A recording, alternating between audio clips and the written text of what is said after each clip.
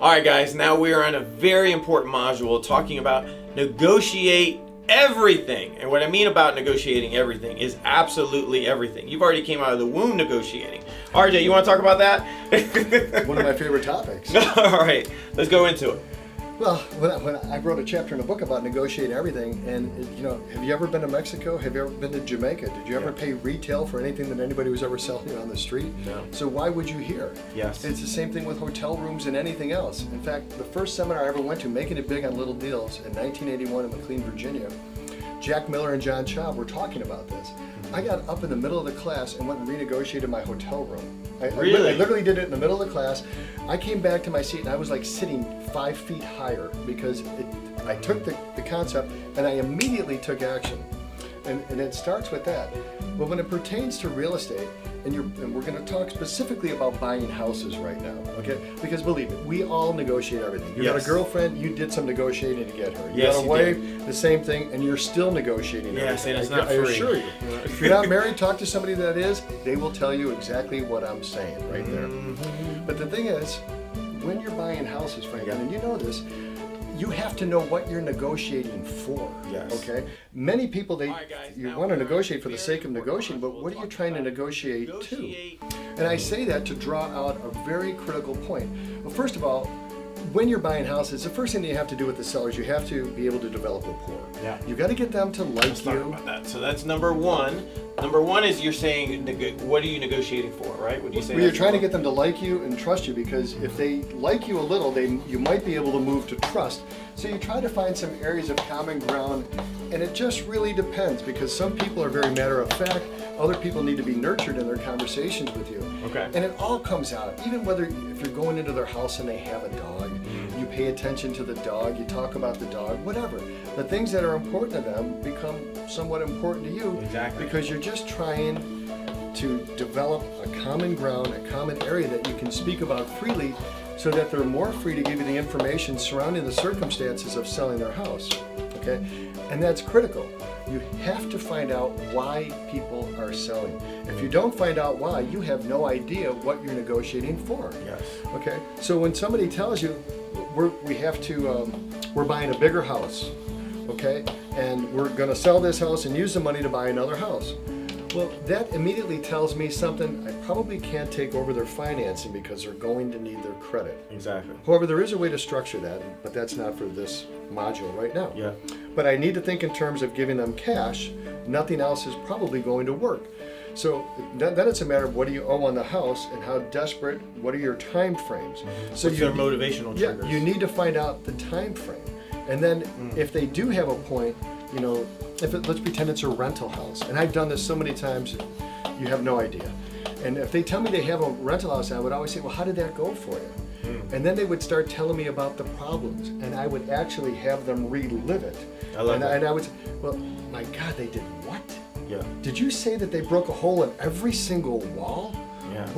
What did you think when that happened? Yeah. How did that make you feel? And you just continue to draw out these emotions to the point where they're starting to feel the pain, and that pain is trying to move them along your negotiation train of getting them to come to an agreement that makes a win-win situation for you and for them. For them, they're getting rid of the problem.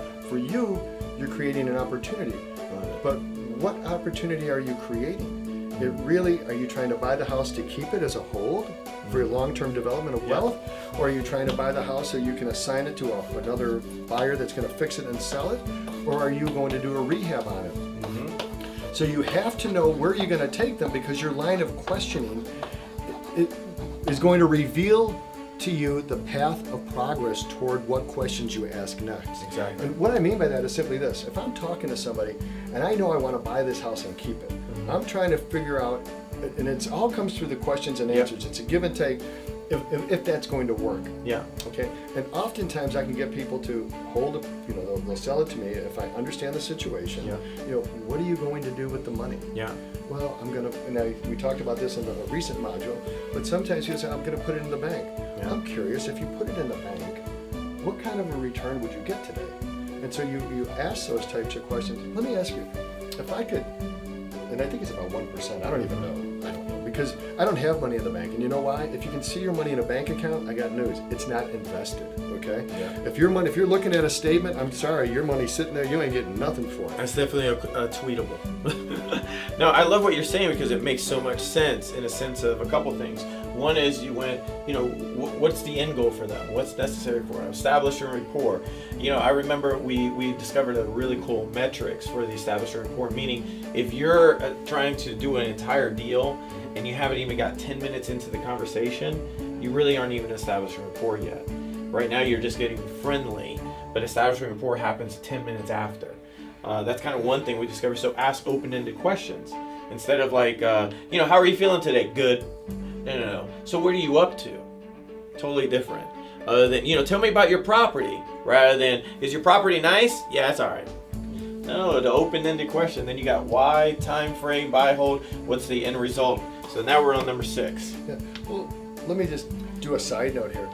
We have forms that we follow. I don't need a form. When I'm talking to somebody on the phone, I know if this is an impetuous person, if they're fast, they want it hard, or if it's soft. And sometimes I have 20-minute conversations. People around me can't believe it because we do a lot of marketing. And if your phone is blowing up and you don't know if this person's a good candidate or not, you don't want to spend 20 minutes talking to somebody when all you had to do was say, how much is you owe $200,000 and you're trying to sell the house for it's not even worth $200,000. Yeah. You have to be able to determine values and stuff very, very quickly so that you don't waste time with the wrong people. Sometimes I don't go 12 minutes. I'll know very, very quickly. But sometimes I may go 20 minutes. It just all depends. That's up here. That's just a matter of doing this over and over and over again, thousands of times. Now I say thousands of times, and this is going to take me off again, because there's a book out there called Outliers. Malcolm Gladwell, I think his name is. Okay, and he talks about you need 10,000 hours in a business to be an expert at it. And I have way more than that in this business. And as you get more time in it, you will become an expert. And you will understand the way to ask these questions in the right order. And we do a lot of things that get us minor closes all the way through. We try to get them to say yes.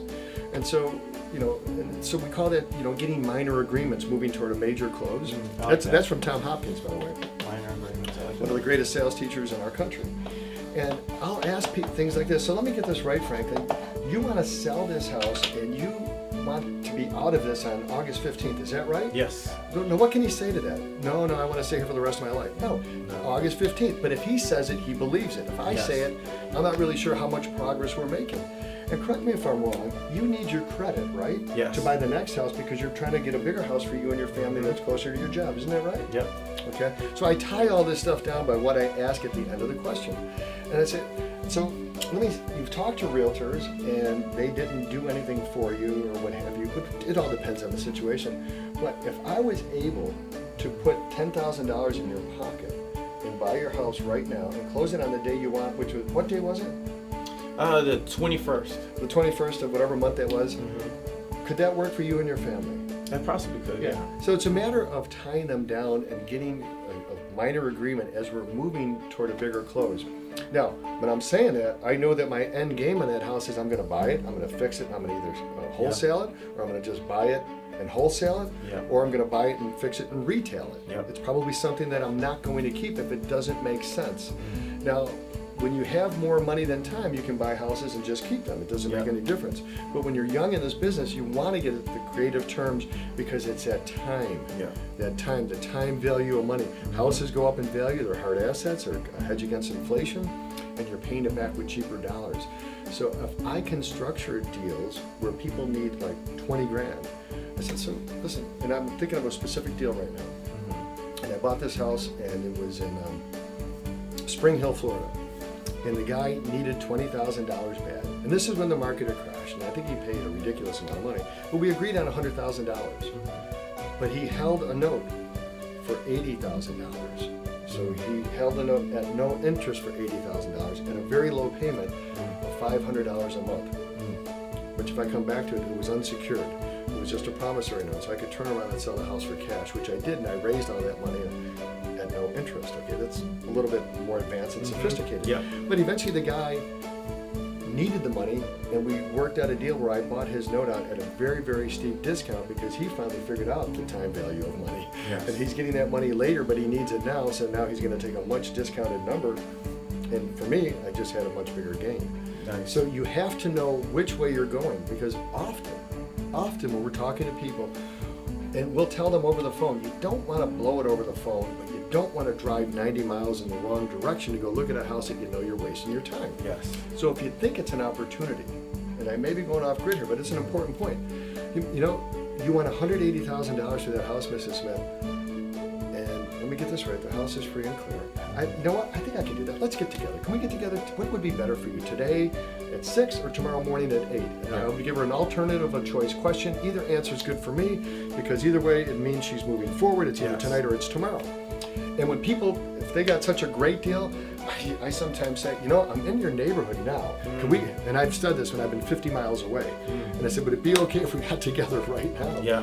And believe me, great line, never steal in slow motion. If a deal is good, you take advantage of it right there. You do not stop, you do not pass go. Forget the $200, you got credit in your pocket, just go. Yes. Okay, so I'll go there and say, you know, I can give you the $180,000, but here's how I gotta pay it.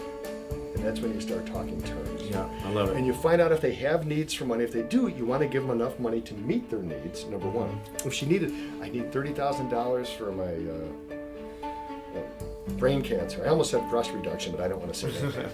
But whatever it is that they need the money for, you got to make sure that you meet the need or you have no hope for success. Yeah. I said, then the rest of it, I could pay you back at $1,000 a month till it's paid in full.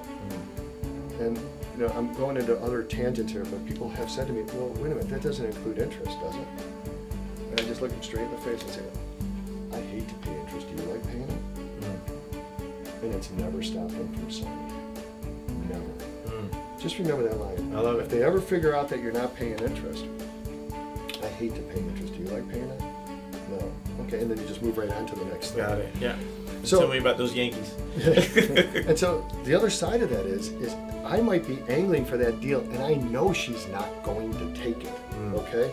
Because I'm really coming back now with the $120,000 cash price now that I've seen the house.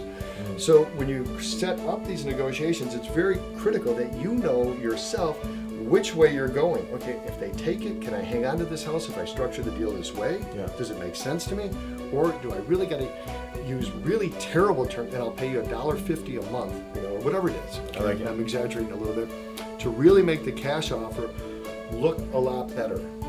And on that note, you never start throwing things in like closing costs until you have to. Because once you put something on the table, once you make a concession, it's a foregone conclusion. They expect that now. Anything you go back to, they expect what you said. You're 100% right. They're going to hold you to your word. Absolutely. So I know we said a lot in this module. So I want you to at least come up with 1 or 2 major concepts that you got out of here so you can actually put it to use. Because at the end of the day, when it comes down to, you know, when we're establishing rapport, gathering the why, time frame, buy and hold, everything that RJ's saying, everything that we're teaching here at True Investors, you have to put it in action. You can only listen to this so long before you put it in action. So your homework assignment right after this, so we want you to get on the phone and just make a phone call and have a conversation and see how long you could hold it. Why do you want to sell? Even if they don't want to sell, just say, well, would you sell? You know, what's that lucky number? What does that look like for you? A great break-in line. You know, I say it so many different ways, but one way is say, what if? Just remember the words, what if. You know, Franklin, what if I did this? Could that work for you? No, and you don't give them 2 choices. Yeah. You let them say no to the first thing that you're putting on the table first, so you know in your head. Now, if you're on the phone, you can hang up on yourself if you got to think of the second choice. But you know exactly which way to go with them. What if we did it like this? And lately, I've been saying for years, you know, Franklin, let's just go into La La Land right now, where everything is pretend. I'm not making you a guarantee or a promise. You're not making me one either. But if we're in La La Land where we're both safe and we're just talking, if I did this, could you do that? I love it. Could that work for you and your family? You know, it's always you and your family. Yeah. You and Rocky, the dog, whatever. It's always you're trying to meet their needs at their level, because from Dale Carnegie, you have to talk in terms of the other people's interests. Nobody really cares about yours. If you're buying their house, I'm going to tell you straight up, they really don't care about you when you leave that house, except that you're going to follow through. Exactly. Okay, that's all they want to know. If you can't exude the confidence when you walk in that door, like you're really a solutions person, you can solve their situation, you have no business being there, and you are not going to get the deal. Perfect. And even if you do have that stuff, it doesn't mean you're going to get the deal. But the cool thing is every time you hear no, you keep getting closer to a yes. Yeah, that's how I got my wife. Anyway, all right, so guys, we'll see you on the other side. Bye.